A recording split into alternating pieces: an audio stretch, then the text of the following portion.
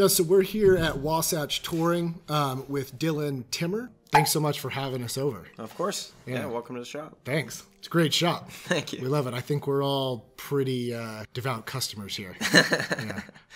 So to get started, just tell me a little bit about your background. How did you get into retail management? So I've been working in the store here for around 6.5 years. I went to Colorado Mountain College in Steamboat Springs for ski and snowboard business. So kind of got into it through that. Always wanted to be in the outdoor industry and be involved with something like this. And moved here from Colorado back then and started working at the store here. And there was a management position available about a year in, so took that over. Nice. Yeah. So you're the trader? You left the Colorado Rockies for the Utah Rockies? Or you realized that, you know, this is the superior side of the range. The back is where it's at. Yeah, it's a little bit of both, really. What happened was you probably have Colorado people listening right now. You gotta be careful, you know. Yeah, you know, we don't want too many people to come. We don't want too many people. No, really. What brought you to Utah? How did you decide? I mean, Colorado and Utah, both great places. How'd you end up here? So the girl that I was dating in Steamboat Springs ended up going to the University of Utah up here, and I moved here to follow her. Yeah. And it was kind of the perfect place for me to be. All of the access to the great things that I want and look for were all here. So it was a really good match. Yeah, cool. And so you said you've been at Wasatch for what, 5-6 years now? 6.5, almost 7 years probably, yeah. How's the business changed over that time? It's changed a lot. We've made a lot of different updates. How so? Like in terms of like product you stock or how you deal with consumers or the staffing? I mean, 6 years, kind of a long time. It's kind of a long time. Or is it kind of just sort of the same store? There's a lot that is the same from when I started here. A lot of the same culture and the same great products that we've been selling for a really long time. But we've also changed a lot in the way that we are communicating with our customers and getting in touch with new customers and servicing those customers in terms of both the services that we're doing in our service department and the technologies that we're using to help us do that. Makes a lot of sense. I mean, I assume the bike and ski tech has evolved over those 6 years too, right? Yeah. So you've had to like keep up and be the leading service provider for those brands, right? Yeah, absolutely. There's a lot that we need to do every year to stay in the loop and stay at the forefront and make sure that we are continually doing the best that we can for all of the great outdoor community. Is that a formal thing with a lot of these outdoor brands? I mean, like, do you become certified technicians on certain brands? Like if you fit Dynafit, I know, certain companies won't fit Dynafit skis. Like, do you have to have like certifications across certain product types and whatnot to be able to service them here? For the most part, there aren't specific certifications, but there are a lot of education opportunities, whether it's going to tech clinics that we send our service team to yearly or just online trainings that they're able to complete. That's interesting. So it's almost like your service team's kind of specialty knowledge like is a large like value of the store. Oh, absolutely. Yeah. Our service department, we've got a couple people back there that have been here for 15, 20, 25 years. Wow. And been doing a great job of keeping our customers out on their skis and on their bikes. No, I know one of our producers here swears by you guys' ski tech skills. Oh, yeah. It's like the only people touch my skis is Wasatch Touring. Yep, we get that a lot. I assume you yourself are probably a big skier. You're probably a mountain biker, considering we live in such an epic area for all that. Yeah. Give me your mountain guy credentials. What are you into? Oh man, so my big ones are mountain biking. I love mountain biking. I love the winter too, but I definitely spend a lot of the winter pining for my bike. Well, that's what they say, right? You come out to Utah, or probably Denver, I guess. But you come to the mountains, you come to the Rockies for the winter. Exactly. But you stay for the summer. Oh, that's exactly what happened to me. I moved to Colorado and loved the winter and still do, but definitely have a... Summer comes around, you just get completely wrapped up in it again. And the next thing you know, it's winter again. And you're like, I'll break out the skis. And then 50 years go by. Exactly. Exactly. Well, I want to ask you, before we kind of get into the meat of it, probably the most important question of this interview. And it's kind of key. Do you like Schnur? Schnur. You like Schnur? I'm not familiar. It's okay if you don't if you don't necessarily understand. It's a thing. It's kind of a trend. People all around the Wasatch, they're calling snow Schnur, right? As like a cool, trendy thing. Some people would say, like our marketing manager Colton would say that it's something I'm trying to start, and that nobody does it and it's not actually a thing, but he's super wrong. All the cool kids are calling it Schnur. So, I just want to know if you like Schnur. I could believe that, but I think I'd have to see some sources. Okay, yeah. so I'll come back with data next time. Cool. That's all I ask. Yeah, no, it's Snatch. You like Dags? It's Brad Pitt. Yeah. Snatch. You like Dags? Right. You like Schnur? I got that. I like it. I like what you're trying to do. It's going to become a thing before this is all over, okay? 5 years from now, Colton loves it. He thinks it's great. He loves the fact that I call it Schnur. He's been calling it that for a while, too, now. It's one of his favorite things. Anyway, okay, so no, what we're talking about the COVID situation, right? And the repercussions it's having on brands and retailers. And so, I'm curious, how has the mandatory closures and kind of the economic volatility that's going on right now, how has it impacted you guys' business? It's been a big change. As a bike shop, we have been considered an essential business, so we are able to continue to operate, but the ways that we're doing that have changed a lot, just from the extra precautions that we're taking to kind of minimize contact with our customers, and also opening up new ways that we can serve our customers, whether that's increasing our online presence or doing things like curbside pickup and service by appointment. And then on the other side of that, a number of the brands that we carry have started different programs to support us, like Specialized, who is giving us all of our regular margin on bikes that they're selling on their website and shipping here to our store. So lots of things like that have kind of changed and morphed, and we've definitely seen reduced revenue, but we're also shrinking our open hours a little bit and kind of trying to help people stay safe while still being able to help people do the things that they need to do. Interesting. Cool.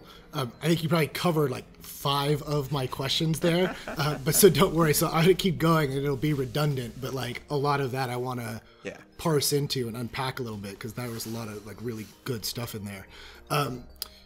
But following along on these lines, so when exactly did you guys have to close the shop doors? Because you said this is bike shops in the Salt Lake City area fall under essential business. Yeah, I believe it's the whole country. Have you had to close doors to the public? Are you closed to the consumers? Are you doing appointments, or one in, one out kind of thing? Yeah, our showroom is effectively closed right now. That's just a decision that we made to try to do as much as we can to keep everyone safe and help our employees and our customers feel comfortable with. So that was what beyond the mandatory. Yeah. You guys chose in and of it yourself to close the showroom just out of extra precaution. Exactly. Okay, nice. And you said you'd mentioned some stuff about revenue. Are you seeing a decline in consumer spending, in this segment? Yeah, this is definitely our business has gone down a little bit from what we're used to seeing this time of year. I don't think it's been as drastic as we expected it to be. I think that there was a lot of fear going into this, that it was just going to be an absolute shutdown and it was going to be a a standstill and nothing was going to happen, but we are still seeing a lot of service come in the doors, and people still need their gear fixed and their skis mounted and their bikes tuned up, especially people who are using them for transportation, but also people who have had a bike in their garage for 10 years and now have a little bit of newfound free time and need something to kind of clear their heads and keep their sanity. I think there's huge value in being able to get out and spin the legs out and keep your wits about you. I'll come back to that in a minute, because I think that psychological part's really important. But it's interesting. So for baseline, what's typically the trend this time of year? Is this a revenue high, a revenue valley in terms of the business? I know it's a bit cyclical. Yeah. What's normally going on in spring? Is it a big time? Yeah, so spring, we start out with all of our big winter gear sales. We have a demo equipment sale. Are those down?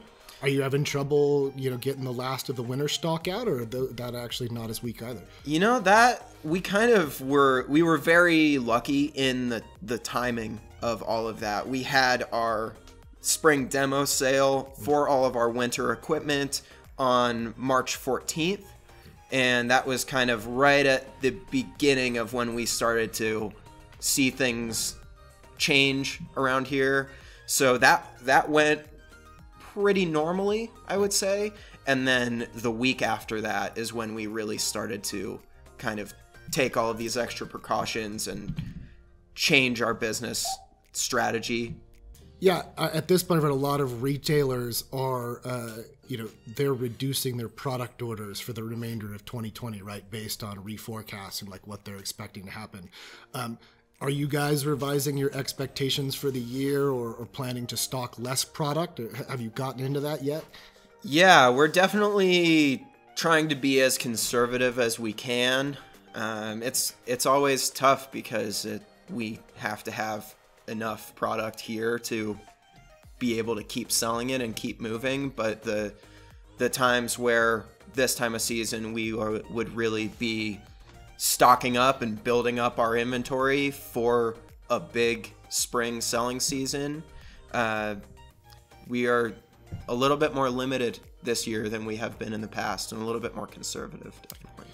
That's interesting, because and I know this is a bit of a guessing game, but when do you think this is going to recover? I mean, kind of particularly in the local industry here, not necessarily on a national level. What are your expectations? We're definitely kind of playing it by ear when it comes to that. I mean, I know a lot of the events in the outdoor industry, like demos and bike races and things like that, have all been basically canceled for the summer. There are still a few that are going on, but a lot of that stuff, it seems like people are kind of playing it pretty conservatively, and it's hard to know whether we'll see a real return to some kind of normalcy before fall. I mean, we're all... So summer's hopeful, but you're being cautiously optimistic. Yeah.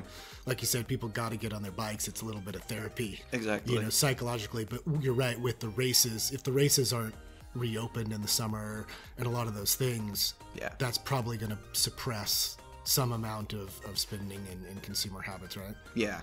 And our core clientele aren't necessarily hardcore racers, or not that we don't have the ability to help all of those riders and the excitement for all of those customers, but our core clientele are kind of more recreational riders a lot of the time. So a lot of those people, the race cancellations aren't necessarily going to affect, but I would say overall in the bike industry and the outdoor industry, we're going to see at least some reduction in how many people are going out to buy new gear and how many people are fired up about the latest and greatest bike that's coming out. Yeah, no, that's perfect, because I read a number of analysts have been commenting that we could see up to like a 30% reduction in physical retail in the United States, as a result of this. I think even after that, I think the U.S. is so over-retailed anyway, I guess is the way to put it, that even like after that correction and shrinkage, I think that would still put us on par with like Canada in terms of like retail square footage per individual consumer. So it's not like it's disappearing, it's just we're really, really big retail, and so now we'd be kind of big retail. But so even with something like a 30% reduction, whether it's more, whether it's less, I'm curious, what's it like to be a specialty retailer in that kind of environment? We've always had our challenges, and this is just kind of a new challenge in the face of what we do, and what we've always done to react to those challenges is kind of put our efforts into where our strengths are, which are our ability to really serve every individual customer and give people the expert advice that they need. And we always have been able to rely on our strong service department. I think that's a way that we are really going to continue to keep everything rolling and keep all of our customers on what they need. Yeah, have you guys ever had to deal, like, you've been around a long time, right? And you said there's ups and downs for any business. Does this situation feel demonstrably different from challenges you've had to face in the past? Is it way more radical? This retail apocalypse that everyone's talking about forever, but now everyone's saying like, this is finally the retail apocalypse we've all been talking about. Does it feel that way, or is this just yet another challenge for you guys to overcome, business as usual? It is a little bit of both, I would say. It definitely, when it comes to the way that we're reacting to these challenges, we're going back to a lot of the things that we know from the way that we've reacted to other challenges. But the way that this is unfolding, I think, is very different from what we've had to deal with before. It is everyone out there that's having these very similar issues, and everybody's going to react to it differently. But we've definitely had things like really bad snow years and winters that we've had to react to, and it's a much different challenge, but our reaction to it is based on a lot of the same experience, I would say. Yeah, that's a great point. I guess being in the industry you're in, if there's wildfires or, a really bad snow year, you guys are kind of at the whim of the elements. I mean, that is kind of being a specialty brand out in the mountains, in the Rockies, Yeah, I guess it makes sense that, you guys are going to see these ups and downs. So you guys might be a little bit more, old pros at this game. Not that this isn't entirely novel, right? Right, but exactly. Yeah, that makes sense. That's interesting. And the big one was the 2008. Oh yeah, that's a great one. How does this compare? Where were you in that housing crisis, the 2008 financial crisis? Were you here? I was in high school. You were in high school. Yeah. So I wasn't involved here when that all But have occurred. you heard about it or learned it? Yeah. What do people say about the business at the time? It was a big hit for us here. We definitely, we generally have quite a few employees, from 10 to 15, and we had to shrink our staff considerably. This was back in 2008. Back in 2008. Yeah. So you took a... Yeah, we had to cut a lot of our inventory and just run as lean as we possibly could. And So did you have to do more back then? Have you had to take less staffing cuts and less kind of cutbacks this time than that, from what you understand? Yeah, so far we have not had to cut any of our staff members. That's wonderful. We have reduced the hours that we're able to have people on by a little bit, just because of our reduction in our business hours. But we've been able to keep everybody on and everybody on the payroll. So in that way, it has been different, and we haven't had to go to as drastic of measures as we did in 2008. Now, how that's going to continue to develop, I'm not sure. Well, all right, let me say congratulations, and that's wonderful, right? I'll knock on, my producer will hate this, but I'm knocking loudly on this to not jinx you. But yeah, no, that's awesome. Hopefully that keeps up. You know, obviously we're all locals too, so we're really excited, you know, to see you guys doing well right now. Yeah. Even though I know it's hard. You know, well is relative. Right? Exactly. As well is Be. relative. Yeah. I appreciate it. But that bridges greatly. What's your state of mind right now? Like as a retail store operator, are you nervous? Are you optimistic? Are you just confused and drinking all the time? Like where are you at? You know, I would say cautiously optimistic. I think that if we are able to kind of hit our marks through this next period, we will be in a position to continue to improve, and it's definitely given us an opportunity to go back and examine some of the things that we are doing and seeing what's really working versus what isn't necessarily working as well. And it's forced us to innovate and adapt and find the best ways that we can serve our clients. It's really interesting that you said it like that. My next question is exactly there. What's your gut feeling? Like, what's your inclination about how stores and brands too should be reacting to this? Like, do you see people out there going, "Oh, I have to cut costs, and I just got to go to the bare minimum and survive," or do you see people? Are they looking at this as an opportunity to invest in innovation, and improve operations? You said a little bit about you guys doing it. Is that what you're seeing happening? Which way do you think people are breaking? I've seen it both ways, definitely. I think there are businesses out there that are, like you said, taking it down to the bare minimum and doing everything that they can do to survive. And there are industries and even segments of our industry where that's probably about the only option left.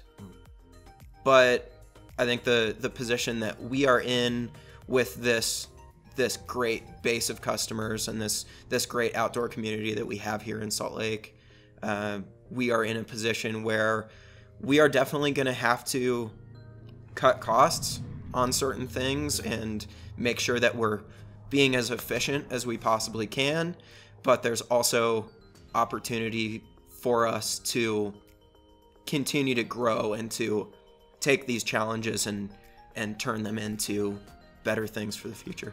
It seems like what you just said there is incredibly important. Like you just hit the nail on the head, right? That on the one hand, if you were forced to cut things down to the bone, I mean, that could be dangerous. It might be the only options you have left. But if you've got a community base, like not just customers, right, but like kind of a community of customers that, you have that back and forth with them, that interaction with them, and you're focused on customer service and customer experience. Seems like as long as you have some capital, right, to keep investing in that, you always have a future. Exactly. Like that you can kind of, draw the wagons around that. Mm-hmm.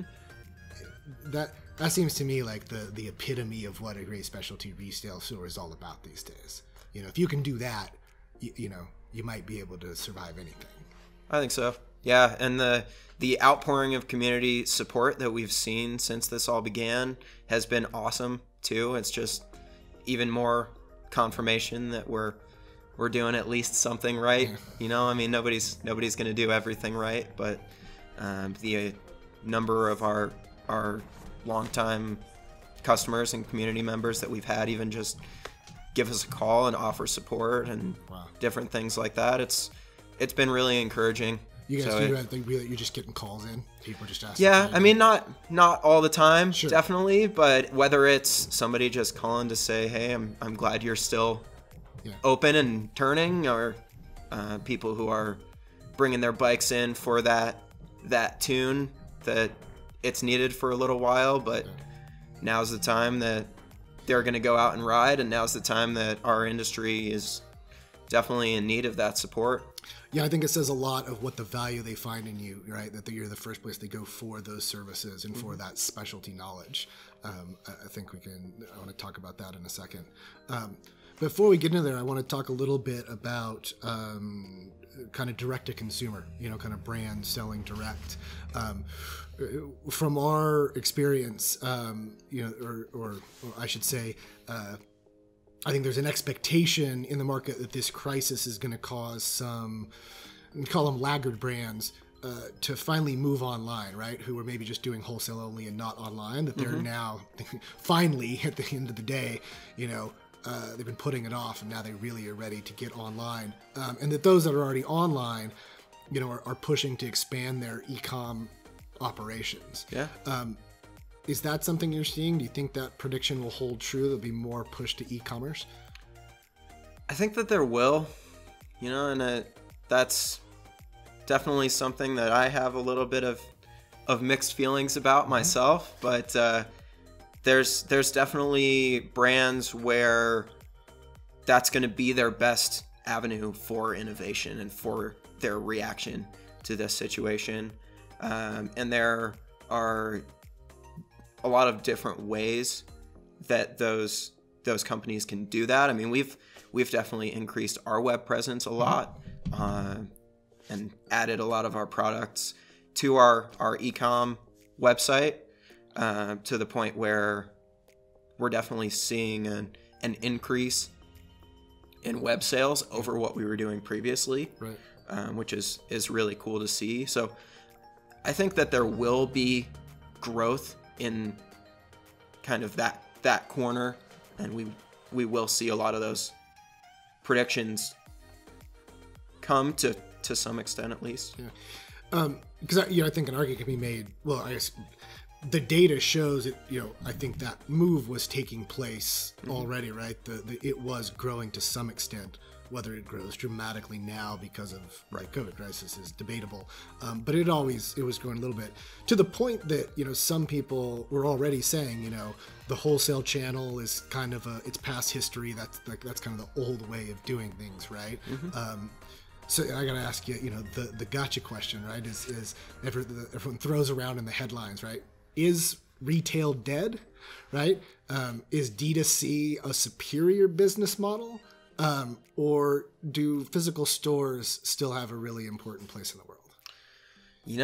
I think the answer to that depends on a lot of different things. I think it depends on the product, it depends on the customer, it depends on the brand and their marketing. I do think that there is always going to be a place in the market for the specialty retail store. I think that there's always going to be a number of things that we are able to offer here that people just aren't going to get anywhere else. There are a lot of things out there that we don't add value to our customers on, like certain products where if somebody comes in here and they already know exactly what they want and exactly what the part number is. I mean, I always appreciate those customers and those sales because it's support for us, and it's amazing to see when those things do happen. But in reality, we're not adding a ton of value for that customer. But there are always going to be those customers that don't know exactly what they need and don't have that background and that information already, where they do need our help, and the amount of expertise that we're able to provide, it is always going to add value for those people. Yeah, we were talking about this earlier in this episode. It seems like there's a real distinction between specialty retail shops that have that depth of knowledge. There seems to still be a barrier between, back in the day, maybe you wanted to buy a pair of shoes, you'd go in and try them on, right? But then D2C has developed these various ways where, now you can just buy 2 different sizes and send one back so easily that I think a lot of people don't really do that anymore. They don't go in store for something like a shoe. Right. You do that online. And people extrapolated and said, well, everything will become that, right? We'll find ways to innovate where everything is that easy. But something like a bike or snow boots or skis, I mean, myself as a biker and a skier, I just can't see not get I don't even have the technical knowledge to set all of them up and set up my gear and work on my gear, the way I want it to, I just, in those industries, it seems like the physical retail operations are irreplaceable. I think so. I mean, it seems like that it goes hand in hand. To that end, on that, we've seen, so as a company, based on what we do software-wise, we've seen that retailers tend to get upset, if you will, or have mixed feelings, like you said, when brands start to sell direct online, or at least, start wanting to. Have you personally felt this kind of frustration and channel conflict with brands you've worked with, moving to D2C? There have definitely been some brands that we have worked with in the past that have gone to a business model with more emphasis on direct sales. And it does affect my desire and my willingness to work with a given brand, I would say. I mean, we have a lot of competition in this industry, and we're always going to have competition. But when we have competition from the brands whose products we're supporting and whose products we're marketing, and the things that we have all of these great experiences with and we want to help connect our customers to, and then they're able to spend an hour with our sales staff and then go onto the business's website and just click and have it shipped to their house, it stings. And like I said, it definitely affects my willingness to want to place a big order and work with some of these brands. But I think there are a lot of brands that have done a really good job of kind of understanding that and done these things in ways where they are, and I mean, I understand I'm not able to stock every jacket in every color that every manufacturer that we sell offers. So there are always going to be things that we are just not going to have in stock just because of the nature of our business. Cut. We had to do a jacket cut, wardrobe change. To jack it up. It's cold in here. We get as many wardrobe changes as we want. This is a vlog. It's my vlog. I can do anything I want. So we were talking about kind of channel conflict, brands moving to D2C, and how they've dealt with it. I think you mentioned some brands doing it better than others. Was there anything in particular there? I mean, how have you seen the brands that are doing it better? Are there any types of things that you think they're doing, actions they're taking, that is just a better approach to working with the retailers? Certain brands are doing things like only having certain products on their e-com, which I think is one way to do it, just having the products that are normally harder to find. Others are doing things like having a locate nearby button. That's another thing that Specialized has done, or one thing that Specialized has done is we have our inventory linked onto their website. So if a customer is looking at something on their website, they're able to easily see that we have it in stock here, and then get our email address and our phone number and our address and everything like that. So interesting. Yeah, that makes it a little bit easier for us to connect with those customers. Another thing that, to use Specialized as an example, again, is they have a click and collect program set up to the point where they can make a sale on their website and ship it to our store here. And normally we get a percentage of the margin from that sale. During this coronavirus crisis, we are getting the full margin from those sales. So that's something that they've done extra just to step up and help support their retailers, because I think above almost all of the other brands that we've worked with, Specialized has some of the greatest understanding for the importance of specialty retail and of the part that we play in helping their customers connect with their brand. That's awesome. I told myself I wasn't going to plug our software in this, but that was actually so interesting that I'm going to break my rules and I'm going to do it anyway. But I'm just going to ask you a question about it, because I don't know how familiar you are with what we do. It's not terribly important to this. But we have a process that's similar. So the same way you plug your inventory in, so that Specialized, has that, right? And in the way you said it, you put their inventory in, and then that allows them to do a local referral. So the way ours works is we have software that plugs in onto Specialized's website that links back to you guys and to your inventory. And so what happens is from a consumer standpoint, they can go on Specialized's website, buy whatever they want. It doesn't say where it's coming from or anything, whether it's in Specialized warehouse or whether it's on your shelf. It just all shows up there. And so if a consumer makes a purchase, they're on that website. Then they process it, the sale happens, and our software passes order fulfillment out to you guys, and you fulfill the order and you collect the revenue on it. Wow. And so you guys take it, fulfill it, and ship it out the door to whomever, and you get the sale. So they get the top line GMV of like selling more, online, right? And you can do a revenue split however you want. If they want to, you guys want to take 100% of that sale. If you would want to do a split, since it happened online, you guys take a portion of it, whatever, right? That's how brands and retailers work it out.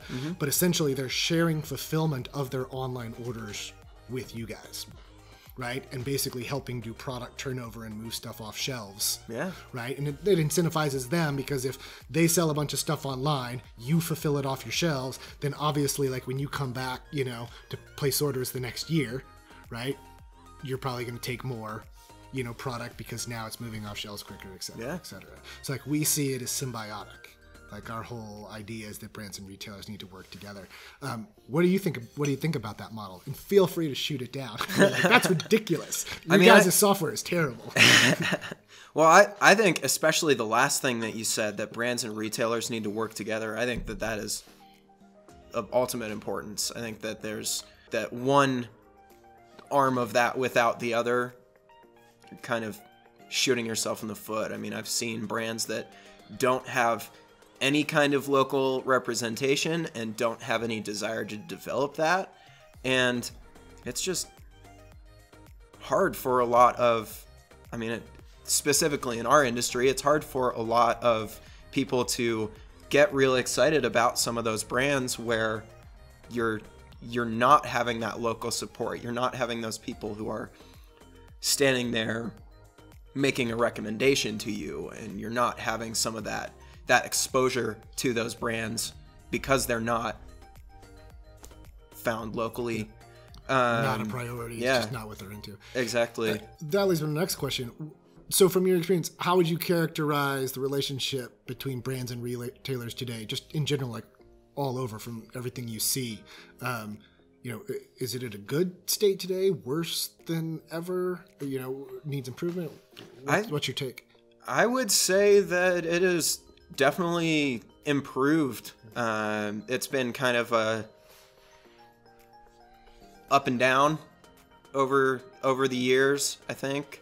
And right now, a lot of the brands are starting to either realize or kind of re-realize the importance of those relationships.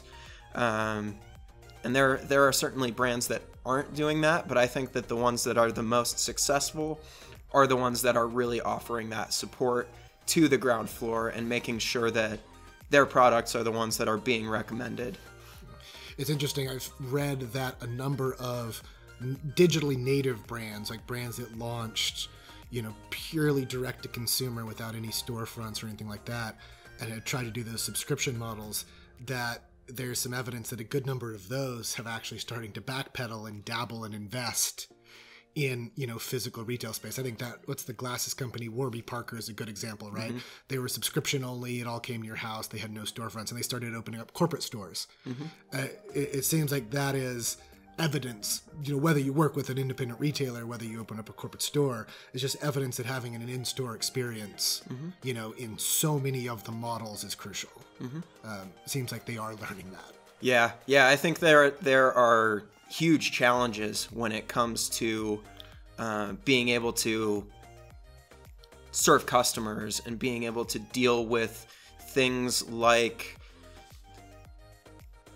assemblies and warranty concerns and things like that, that some of these brands, a lot of them do it very, very well, but some of these brands either don't consider it or don't have a complete understanding of some of those challenges when they start out. So when you're talking about brands who are starting out D2C and then making some type of transition, I think that's they're kind of learning those challenges in a crash course. Yeah. The true startup. Yeah. Right. You make a lot of mistakes and regret them all, and then figure out what you're doing. Yeah. No, I think it's good. It's good to see them learning that you can't necessarily discount the human interaction element, right? It's just all there is to that. In particular, on this kind of brands and retailers thing, I saw an article in S News, the outdoor industry news site. It said that some brands were trying to help retailers using a rev share initiative. I think you mentioned something like that with you guys. So I think one company in particular, I think it was Jetty, said they were tracking online purchases by zip code and kicking back 10% of their revenue to retailers in those zip codes. What do you think about that model? I think that anything that these brands can do to support the retailers that have had their backs for years and years, I think it's amazing that we're seeing these brands kind of step up and just take that recognition of the fact that they are moving these online sales and they are seeing these successes, but having that full kind of chain is important to them, and to see them recognize and support. It's got to make them feel more like a partner at the very least, right? I mean, even if, regardless of how that works out financially, it certainly has got to be some camaraderie there. Absolutely. So the CEO, the CMO of Jetty, his name's Corey Higgins, the founder and CMO, he said, if this scenario being COVID, so if COVID means people are shopping more online and buying our products that way, I wouldn't feel right not sharing the revenue with our retailers. Was his take on it. So have your brands been able to help you guys out in any way through this? Yeah, I would say the biggest example of it is with Specialized. But a lot of our brands and kind of wholesalers that we work with have done a lot to support all of their dealers, whether it's improving payment terms or decreasing the threshold to get free shipping on orders and things like that. Even if it's not direct revenue, everything that these brands are doing to support us is definitely helping. And anything that they can do to kind of continue to make it easier for us to just keep serving our customers. Yeah, that's awesome. Cool. Let's go into the future, right? Like what comes next. So given all this stuff, if physical retail is still super important going forward, what does that look like, right? What do retailers need to do more of, less of, to succeed? I think it goes back a lot to that customer experience. For instance, what we have done kind of continually over the last few years, but something that we will continue to push forward into, is just building up our service department and making sure that everyone back there has all the tools that they need to do the best job they can and be as profitable as they can. And the ways that businesses like ours are able to communicate with our customers and really kind of build those relationships that we have become so good at building. I think that's a big part of the way forward. I think that there are other avenues too, like whether it's certain types of stores that are having reduced inventory and kind of running more lean and relying more on like drop shipping and retail fulfillment or things like that. Yep. I think that's a really good way that stores like ours can kind of help keep their costs down and keep everything moving and still be able to get customers the products that they need. I quoted something similar earlier in this episode again about the primary function of retail stores. It was a quote from some commerce article saying the primary function will be customer experience, which I feel like that's exactly what you just said, right? Yeah. That the prime function of retailers going forward is that experience thing. It seems like that's something that is mandatory now, right? That's what these stores focus on. Yeah, I think so. And that's why people come to us in the first place. Yeah. But you get that's your excellence, right? Yeah. It's interacting and dealing with people and providing them an in-store experience that just can't necessarily be found online. Exactly. Yeah. And our business is so much about the product, but even more than it's about the product, it's about the people. Do you think the current situation is going to give people greater empathy for that? I mean, everyone's been indoors and stuff like that. Are they going to appreciate the human element more? Like, I mean, were they taking for granted the ability to come into the store and see a friendly face and talk to someone? There's all this, it's the 21st century. We're all hiding behind screens and we love it. Mm-hmm. Is this kind of a wake-up call that maybe we don't like it as much? I mean, you think people will be coming in store and feel, more inclined to interact? It's hard to say. I'm hopeful. Yeah. I'm hopeful. Either that or everyone just retreats into themselves and the introverted never side leaves comes their out. houses ever again. No one ever leaves their houses again. And then it's that world. Yeah, I'm hopeful that I think it's going to be, I think everyone's going to want to come out and get some FaceTime. Yeah. But that's a good bridge. So personally, I think that confusion and chaos, I think that sort of thing can be a good thing at times, right? People tend to get rid of preconceived notions and rely less on the status quo when things start to get hectic. Has all that's been going on, have you found yourself challenging any of your core ideas about physical retail or consumers or anything, kind of close to you? You haven't got to the point where you're like, we got to shut this down, move it all into a van, and just tour around the country selling cupcakes.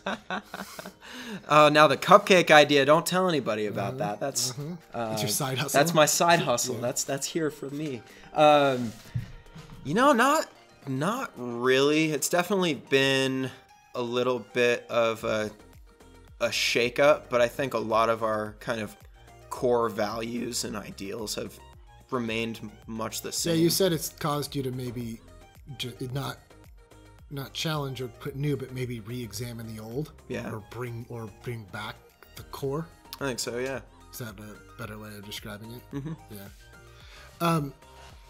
If someone right now today, though, your buddy you knew was going to invest in starting a specialty retail business, like this week, what advice would you give them? Don't do it.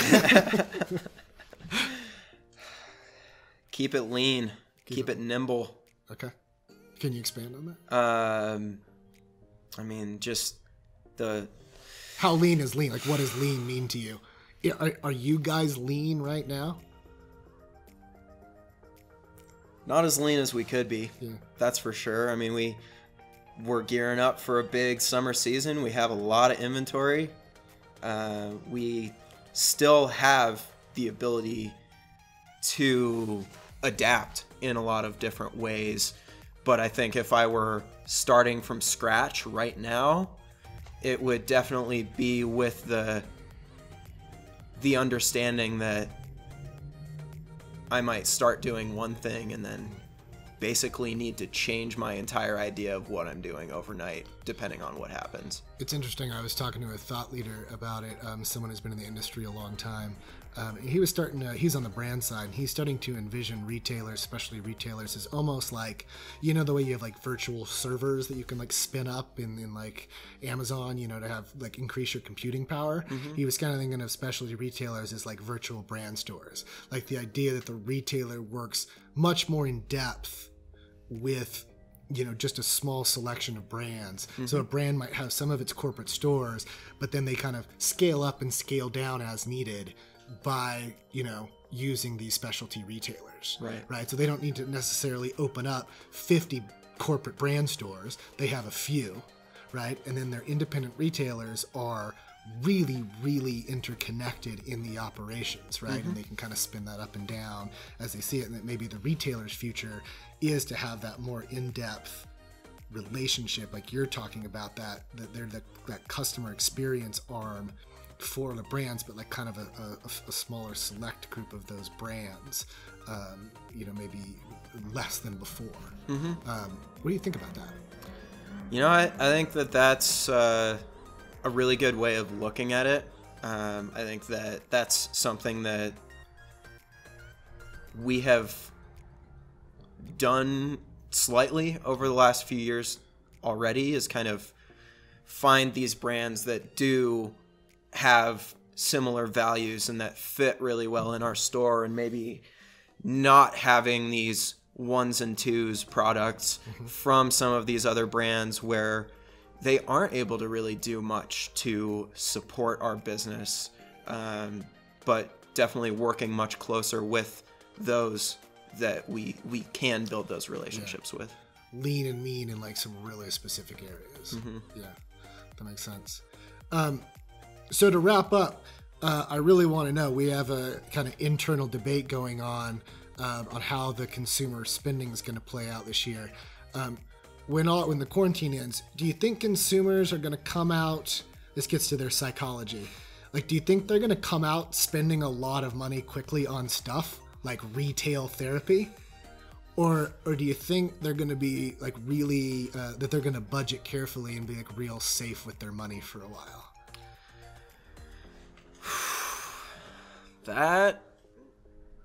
There's a right answer. That is hard to predict. I would say that we will see people who have been waiting to make these purchases. I think that there are a lot of people that are going to make financial decisions more conservatively once we start to come out of this. But at least in our industry, I know for me personally, my ability to get out and ride my bike is so crucial for my ability to function as a normal human. Habits that create sanity, right? So for you, like as a personal consumer, do you view those as kind of mandatory expenditures for personal health, right? I mean, you're not putting bike repair, on the waiting list when you're budgeting, right? Because that actually means more to you than people might think, right? I would absolutely agree with that. Yeah, I think that I'm not the same person when I'm not riding. So maybe that's it. Maybe within the industries that there's that type of relationships with these things, that money is a little less discretionary than the average observer might think. Yeah. Right? I mean, maybe you don't need that third t-shirt this summer, right? But, you definitely are going to spend twice as much on your bike repair, every other week or whatever it needs to be to get it tuned, keep it up, keep it washed. Yeah, I think for a lot of people in our community, it is a requirement for their lifestyle to be able to get out and enjoy these activities that keep them happy and sane and healthy. Well, we're very glad that you guys are here and dedicated to keeping us happy and sane and healthy. I don't know how much responsibility I can take for that. Yeah. Well, no, it's been a trying time, and I think it's shops like yours, and I mean even the dedicated copy shops that are, we don't want them taking unnecessary risks, but like you can put the order in and run by and pick up a coffee, and hey, coffee and a bike ride sure keeps life going on even in hard times. Absolutely. So I think it's good stuff. I think you guys are doing important things. Thank you. So thanks. And thanks again for having us by. Really appreciate it. Yeah. It was great chatting with you. You told me an anecdote about what was going on. I have to bring it back up as a prologue. So you spend how much of your time right now as a bike washer? Like you have to sanitize these bikes. Oh yeah. How's that work? Yeah. So every bike that we're working on right now, when it comes in the door, it gets sanitized with either an alcohol spray or a bleach solution. The whole bike. The whole bike. Yeah. And well, really the sanitizing spray is for the common touch points. Okay. And then we do a full wash with warm water and soap for the entire bike. Before returning it. Yeah. And then, before we work on it, and then before it rolls out to the customer, it gets the touch points sanitized again. So it gets pre-sanitized, fully washed, soap and water, then it gets re-sanitized on the way out the door. That's right. Okay. Yeah. There have been days since this started where I have spent 4 of my 7 or 8 hours at work just washing bikes. So there you have it. Wasatch Touring, committed to keeping you safe. This is the cleanest cleanest bikes in town. Yeah. Good deal. All right. Well, I think that's a wrap.